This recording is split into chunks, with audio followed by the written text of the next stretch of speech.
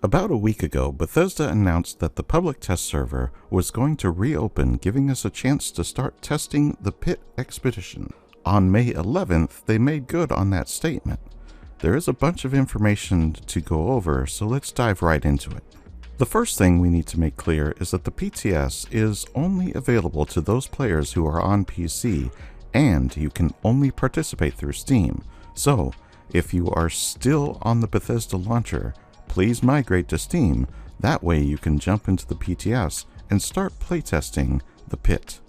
Also, you will need to have logged in to the live version of 76 on Steam before you will be able to log into the PTS. Now, if you do plan to test expeditions, Bethesda is recommending that you reach level 50 or higher so that you get the best experience. The reason for this is the Pit is supposed to be very difficult. If you want to try it at a lower level, you still can, but you may not be able to get the best results. The responders are back. Now that people have returned to Appalachia, some of them have discovered the responders of the past and have decided to revive the faction. In doing so, this new generation of responders have set up a base of operations inside the White Spring Resort, which they are now calling White Spring Refuge. They have managed to find and restore a vertibird and are now using it as a means to expand their efforts to settlements across the wasteland. With this, there is a new quest called Responders Reborn that we need to complete in order to gain their trust and gain access to Expedition. Once that quest is complete, we can begin work on getting the vertibird ready for takeoff. To do this, we must charge up the ultrasight battery. However, ultrasight charge is in short supply. Luckily, we can charge the battery once per day by completing 3 small quests. To start these quests, we must visit the White Spring Refuge, where these daily quests will automatically start. Of course, that is how it will work in the live service, but on the PTS, it will be able to be done multiple times per day for playtesting purposes, so keep that in mind.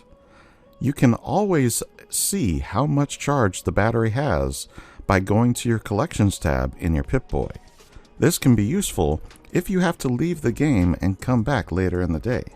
Once the battery is fully charged, we can head to the Pit. The first part of this is called Union Dues, and we are to help the Union drive out the fanatics from the steel mill. The mill is the base of the operations for the Union, who are a group of settlers that are trying to rebuild the city. The fanatics are a new raider faction who is terrorizing the Union settlers. Union Dues will start with 3 randomized objectives out of the 9 possible objectives. The idea for randomizing is to make it feel fresh each time you play through the mission.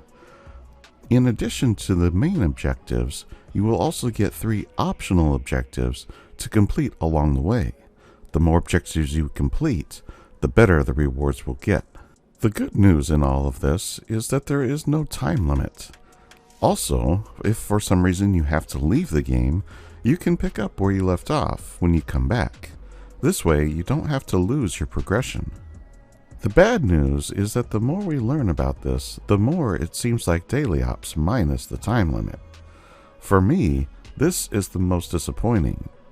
Now, I do plan to playtest it so I can get a gauge for how it works and feels. So hopefully I'm wrong about my current impression. Now that we have that out of the way, let's talk about the rewards. When you complete a mission, you will earn XP, some loot, and a legendary item. The expedition leader will earn increased rewards for their efforts to charge the ultrasight battery. You will also earn a random item from the pool of rare expedition themed rewards once per week. Completing a mission will also earn you some currency called stamps. Those stamps are used to purchase rare expedition-themed items from Giuseppe, a new vendor for the responders. Also, as new items are added to the pool of rewards, old items will be added to his inventory. While all of this is nice, it is not the only change that was added in. For those new players, this update will also include a few changes to the start of the game. In an effort to make things a bit easier for new players, upon leaving Vault 76, new characters will be given some items. Those items include a 10mm pistol with 200 rounds, 1 combat knife, 5 grenades, 1 light leather torso, and 1 small backpack, a variety of aid, food and water, a small Vault-Tec supply package, and some scrap and repair kits. In addition to all of that, leaving the vault will also grant a special bonus called Vault Fed, which is a temporary buff that will prevent the hunger and thirst bar from decreasing for 2 hours. As if that was not enough, the resistances and damage for many creatures in the level 1 to 15 range have been reduced. All in all, these changes should make it easier to start playing 76 for those who have never played before. Now, while I was preparing this episode, an issue popped up on the PTS, and as such, it was shut down until they can fix it, which should be around sometime next week. Now that we have discussed the new PTS details, I want to address some of the sad news we recently got. That being the announcement from Bethesda stating that both Redfall and Starfield are being delayed until early 2023. To be clear, I expected Redfall to be delayed, but Starfield was a shock to say the least. I will say this, I would rather Bethesda delay a game release than rush it and have to deal with the BS that follows. Even so, I have seen some in the community referring back to the interview with Todd Howard, where he stated that the release was pretty much locked in.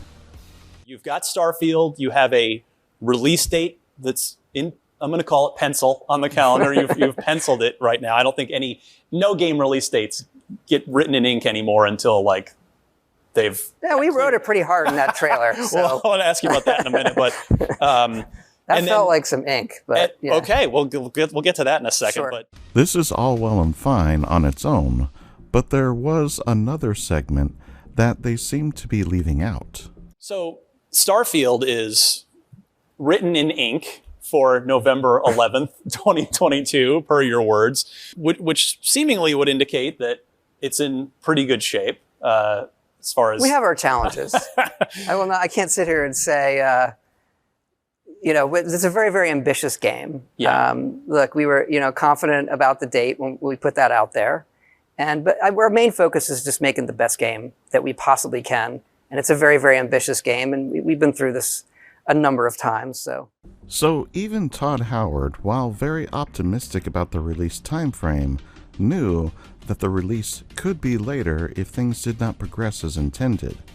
Clearly, this is what happened. Somewhere along the line, Bethesda must have seen that they were simply not going to make that deadline and decided to let everyone know now rather than wait till later. As upsetting as this news is, I'm glad they made this decision. Remember, there's only ever been one title that Bethesda has ever delayed, and that was Oblivion.